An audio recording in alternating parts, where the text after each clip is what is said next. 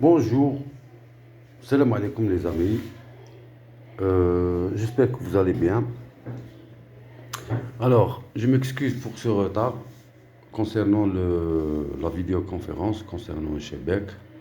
Alors, sans plus tarder, rentrons dans le vif sujet qui est le bateau. Euh, il faut dire que le mot Chebec, selon mes recherches, bon, bien sûr, je ne suis pas historien, je suis architecte naval. Alors, j'étais obligé de faire des recherches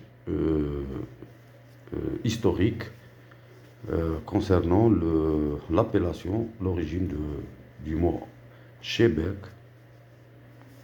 Selon mes conclusions, bon, j'ai trouvé sur Internet des recherches d'un certain académicien, un chercheur espagnol qui s'appelle Manuel Alvar. Euh, Ces publications sont disponibles sur Internet. Il y en a même une fondation espagnole au nom de Jabega, relatif au Chebec, bon, puisque c'est un mot arabe. En translation en français, c'est Chebec. En espagnol, c'est Jabega, ou bien Jabeg. Alors, selon les recherches de M. Manuel Alvar, le mot Chebec est dérivé directement de l'appellation du filet. Alors pourquoi? Il a mené ses recherches au niveau du sud de l'Espagne, vers 1400, où les Andalous, à l'époque du royaume musulman en Andalousie, alors on récoltait les récoltes de l'agriculture et des fruits, des légumes et des fruits. On a commencé si vous voulez, rassembler les fruits et les légumes dans des charrettes munies de filets. À l'époque, c'était des filets qui servaient surtout à l'agriculture. Bon, ces filets-là, on a commencé à utiliser ces filets dans les petits ports de pêche. Bien sûr, la pêche à l'époque, c'était artisanal et des petites embarcations qui pêchaient. Alors, il y a des choses qui tombent au niveau du port, telles que les ancres, telles que des choses. Alors, on a commencé à utiliser ces filets pour ramasser des objets dans les ports. À partir de ce moment-là, on a remarqué qu'en remontant le filet, on a commencé à récolter, c'est-à-dire du poisson. On a commencé à la pêche du filet, avec le filet. Et puis à ce moment-là, on a commencé à développer des embarcations propres à la pêche et on les appelait carrément Chebec, ou bien en espagnol, Jabek. C'est surtout ce chemin-là qu'a emprunté le chercheur, parce qu'il y a d'autres dires qui disent que l'appellation phonétique de Chebec, ou bien une transformation de Sebek, c'est-à-dire le coureur. Il y a aussi une translation qui dit que le Chebec, c'est le réseau, c'est-à-dire un réseau de bateaux qui forme un filet. Bien, un filet. De toute façon, depuis l'Occident, par rapport à Alger, à partir de l'Occident, c'était les Andalous qui l'appelaient Chebec. Maintenant, revenons au Chebec, à notre Chebec de guerre, qui mesure au moins 50 mètres de longueur et qui peut porter jusqu'à 400-500 bonhommes. Donc c'est un grand bateau. N'oublions pas que les bateaux de pêche de l'Andalousie, c'était des petits bateaux de pêche qui ne sont pas nécessairement... On utilisait ces bateaux aussi, il faut le dire, on utilisait pour le cabotage, pour le transport de marchandises, autre chose. Mais à l'origine, ils ne servaient pas de guerre, c'est-à-dire ce n'étaient pas des bateaux de guerre. Les vrais bateaux de guerre à cette époque-là, je parle ici à l'époque 1400-1500. Les vrais bateaux de guerre à cette époque-là, c'était essentiellement des galères. Alors, nous savons tous que l'origine de la galère est orientale. Tous les pays orientaux ont maîtrisé la construction des galères. Depuis les Byzantins, les Romains, les Carthaginois, les Phéniciens, ça a évolué, la construction des galères a évolué jusqu'à atteindre une perfection de telle façon que les galères étaient très rapides, très, très aptes pour la guerre, surtout, elles étaient très adaptées pour la guerre corps à corps, c'est-à-dire c'était des guerres, à l'époque, on disait que c'était des guerres terrestres en mer. C'était des guerres, des batailles avec des épées, des couteaux, on utilisait des combustibles pour brûler des bateaux, mais rarement, les derniers temps des galères, on utilisait des canons de l'avant, c'est-à-dire des coursiers, ce qu'on appelle les coursiers. Un seul canon, bien maximum 3 canons, dirigés vers l'avant. On n'utilisait pas des canons latéraux. Parce que la galère, elle a un rapport longueur-tirant d'eau très, très grand, un faible tirant d'eau. Elle est connue, elle a une mauvaise stabilité. Donc, et les galérois sont enchaînés sur le banc pour ne pas déplacer. On ne se permet pas de déplacement en masse de bâbord-tribord parce que sinon on risque de se chavirer, etc. Donc, c'est un long discours concernant la conception des galères et leur mauvaise stabilité.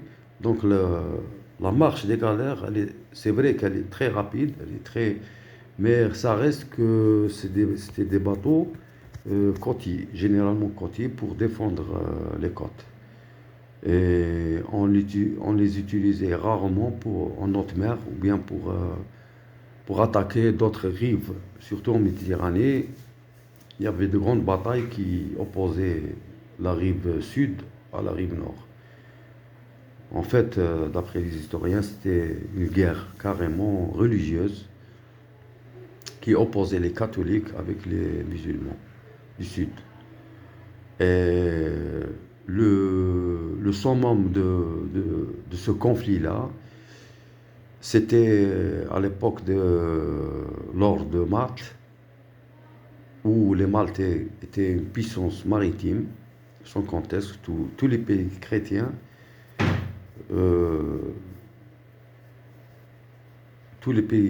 sont de la rive sud, bien sûr, la France, l'Italie, l'Espagne,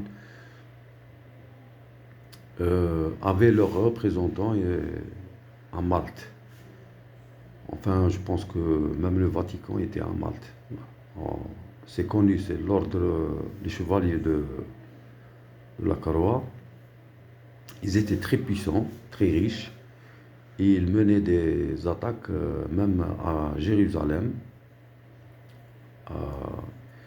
Bon, c'était les croisades, quoi. Et le Nord-Africain était directement impliqué dans ce conflit avec l'Empire ottoman, qui représentait le calife musulman, tout court. Donc, il y avait une grande bataille qui opposait les musulmans, si vous voulez, l'Empire ottoman, avec les États catholiques de l'Italie, de l'Espagne. en 1571, connue de la bataille navale de Lépante. Bon, c'est une région près de l'Italie. Bon, à cette époque-là, bon, bien sûr, il y a beaucoup de tableaux, peintures qui représentent cette bataille. Euh, cette bataille a été, a été faite seulement avec des galères. Il n'y avait pas de Québec. Donc l'évolution, à partir de ce moment-là, l'évolution, c'est-à-dire on a commencé à penser, parce que c'était une bataille, il y avait beaucoup de morts dans les deux côtés. Et puis, on a commencé sérieusement à impliquer les canons, les puissances de feu à bord des navires. Il y avait bien sûr les coursiers, mais ce n'était pas suffisant. On a commencé à euh, les pays européens et même les pays nord-africains et les Turcs aussi. On a commencé à impliquer, à innover, si vous voulez, les bateaux pour que ce, pour installer une puissance de feu à bord du bateau.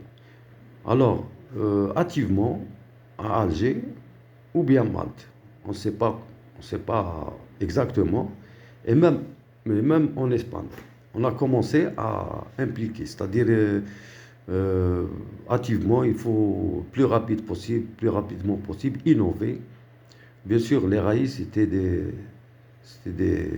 savants, des calculateurs, ils savaient bien concevoir des bateaux. Disons que la main-d'œuvre à Alger était abondante, vu les musulmans andalous qui se sont installés.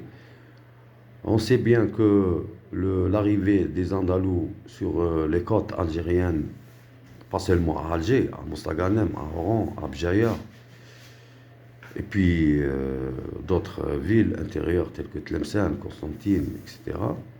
Donc, ils ont apporté beaucoup de savoir-faire, beaucoup de sciences, et essentiellement à Alger, où se sont installés des fondeurs, c'est-à-dire des métaux, des métallurgistes carrément.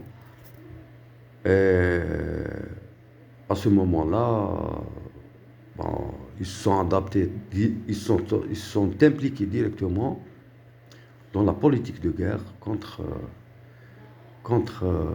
les États européens chrétiens. Et puis à partir de là, on a commencé à fabriquer des canons adaptés pour les bateaux. Alors, le plus rapidement possible, logiquement, quel bateau utilisé pour porter ces canons? C'était la galère. On a transformé la galère à Alger. Bien sûr, il n'y a pas de preuve que c'était à Alger, mais à mon avis, à mon humble avis, puisque son appellation était le Québec, et puisque le, le savoir-faire local était des Andalous, donc ils ont apporté cette appellation du mot Québec pour donner à ce nouveau bateau ce surnom. Parce qu'il ne faut pas oublier que les Maltais aussi excellaient dans les Québec, dans la construction et dans la navigation. Les meilleurs navigateurs à voile latine en Méditerranée, c'était des Maltais. Les Espagnols aussi. Ils ont excellé dans la fabrication. Il y a des preuves qu'il y avait des chantiers de fabrication des Québec en Espagne. En Portugal, il n'y a pas de preuves. C'est-à-dire, on sous-traitait dans les chantiers espagnols pour fabriquer les bateaux, les Québec portugais. Et à Alger, bon, à mon avis, les Andalous étaient impliqués directement, savoir-faire et main-d'œuvre. Bien sûr, les Raïs étaient soi-disant des ingénieurs de la marine, ils étaient des Turcs ou bien des renégats, tels que le Raïs Uluji était d'origine italienne. Bon, devenu musulman et devenu pacha d'Alger, Il n'était pas aussi le seul. Il y avait beaucoup de renégats qui apportaient un grand savoir-faire à Alger. Et de ce fait, de l'amalgame de toute cette culture, de tout ce savoir-faire, ils ont fabriqué des chefs-d'œuvre concernant concernant le savoir-faire, concernant ces bateaux, avec tous ces moyens. Donc, on peut voir ici, bon, je dois tourner la caméra pour voir toute la maquette. On peut voir ici l'allure d'une galère. Bon, j'ai dit bien que peut-être les Espagnols ils se sont inspirés du jabega, c'est-à-dire le bateau de pêche, pour fabriquer des chebec, mais celui-là, qui est référencé, fabriqué à Alger, il a une allure d'une galère. Premièrement, bon, ça se voit pas ici, mais le plan de base de la quille n'est pas vraiment plat. Ce qu'on appelle, on dit qu'il est en contre-arc. Donc, et puis, les ailes, le chebec est connu avec ses ailes, bien le gaillard arrière. Donc, à l'origine, les galères plaçaient le gouvernail, il y avait deux gouvernails latéraux, un bâbord, un tribord. Bon, il n'y avait pas de gouvernail central, il y avait deux gouvernails. Alors, on utilisait ces ailes pour fixer les gouvernails, deux gouvernails.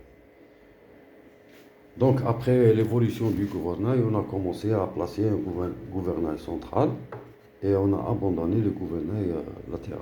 Donc, ça, c'est un héritier des galères.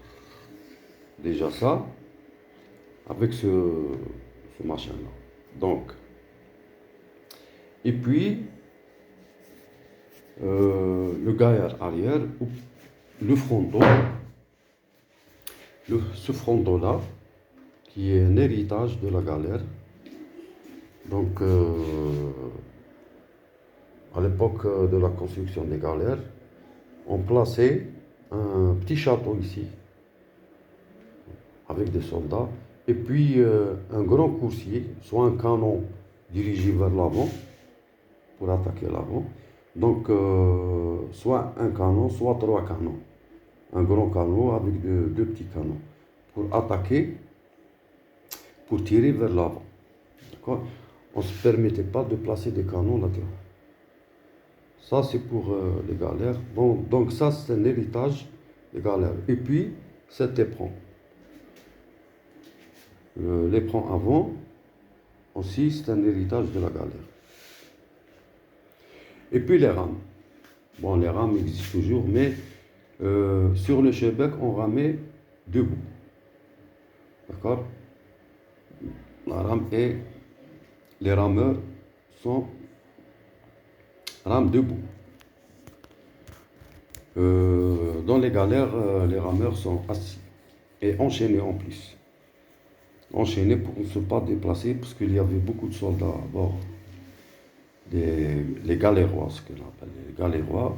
Donc ils sont fixés sur les bancs pour ne pas se déplacer. Sur les chebecs, on se permet de se déplacer de bâbord tribord librement. Bien sûr, il faut faire aussi les chebecs, ils ont une mauvaise stabilité.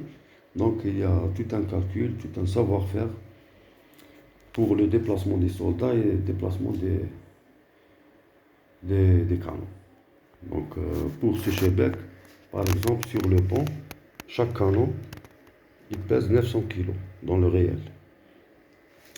Ça, c'est les 4 canons de chasse de 12 livres. Ceux-là, 8 par côté.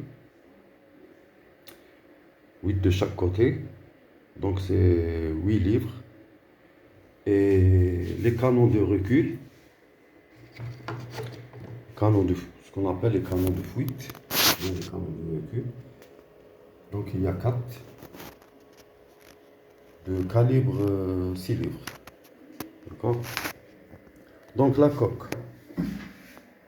La coque, c'est exactement la même structure que les galères.